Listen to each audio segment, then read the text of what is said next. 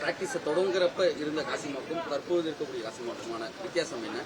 எவ்வளவு மகிழ்ச்சியா உணர்றீங்க இந்த விருதை வாங்கினது? இந்த மகிழ்ச்சி வந்து எனக்கு ரொம்ப என்ன சொல்றது அளவுக்கு அதிகமா இருக்கு. ஏன்னா வந்து பேசினவங்க முன்னாடி வந்து ரொம்ப அசிங்கப்பட்டிருக்கும். ஒரு பொண்ணா வந்து இந்த முஸ்லீம் அப்படின்ற ஒரு கல்ச்சரை தாண்டி நான் வந்து வெளியே வரும்போது ரொம்ப ஒரு ஸ்ட்ரகிள்ல நிறைய இருந்தேன்.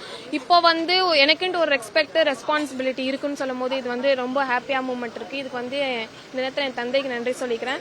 இந்த அவார்டு எனக்கு கிடைச்சிருக்குன்னு சொல்லும் போது ரொம்ப பெருமையா இருக்கு. ஏன்னா சிஎம் தந்தை அவருக்கு கையாலேயே வந்து எனக்கு அவார்டு கிடைச்சிருக்கு. அதுவும் ஃபர்ஸ்ட் சாய்ஸ் பண்ணியிருக்காங்க. இந்த நேரத்தில் எனக்கு ரொம்ப ஹாப்பியா இருக்கு. இந்த நேரத்தில் அவர் திருப்பியும் நான் நன்றி சொல்லிக்கிறேன். இந்த இடத்துக்கு வரதுக்கு நீங்க எவ்வளவு அவமானங்கள் நிறைய அவமானம். ஏன்னா என் அப்பா வந்து நிறைய வந்து ஃபேஸ் பண்ணியிருக்காங்க. தெருக்கொல்லையும் சரி ஊருக்களையும் சரி. முஸ்லீம்னு சொல்லும் போது ரொம்ப வந்து வெளியவே பொண்ணுங்க ட்ரெஸ் கல்ச்சர்லேருந்து எல்லாமே வந்து பண்ணியிருக்காங்க. அதுலேருந்து நிறைய தாண்டி வந்து இப்போ ஒரு உலக சாம்பியனா இந்த ஒரு அவார்டு கிடைச்சிருக்குன்னு சொல்லும் போது எனக்கு ஹாப்பியா இருக்கு. இஸ்லாமிய சமுதாயத்திலிருந்து உங்களை மாதிரி நிறைய பெண்கள் வெளியில வரணும், இந்த மாதிரி நிறைய சாதிக்கணும்னு ஆசைப்படுவாங்க.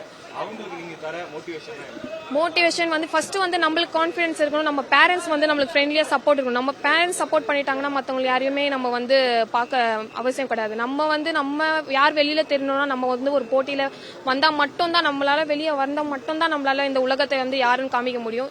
என் அப்பா அம்மா வந்து எனக்கு சப்போர்ட் பண்ணாங்க. அதனால இப்ப இந்த உலகத்துக்கு நான் யாருன்னு தெரிஞ்சிருக்கேன். இந்த தருணத்தில் இருக்கக்கூடிய காசிமா அந்த ஏழ்மை நிலையில் இருந்த அந்த ஃபேன் கூட இல்லாத சூழல இருந்து வளர்ந்து வந்த காசிமா, உங்களை போன்ற வறுமையில் இருக்கக்கூடிய அந்த கேரம் பிளேயர்ஸ்க்கு என்ன சொல்ல விரும்புறீங்க? அவங்களாம் எப்படி வெளியில வரணும்னு நினைக்கிறீங்க? இன்னமும் வறுமையிலேயே இருக்காங்க. எல்லாரையும் கண்டிப்பா வெளியே வர முடியும் சார். இதுக்கு வந்து ஃபர்ஸ்ட் வந்து எஃபெக்ட் தான். நம்மளோட பிராக்டிஸ் தான் நம்மளுக்கு கை கொடுக்கும். பிராக்டிஸ், அப்பா அம்மாவோட சப்போர்ட் இருக்கணும். கடவுளை நம்பினா கண்டிப்பா நம்ம பெரிய ஆளா ஆகலாம்.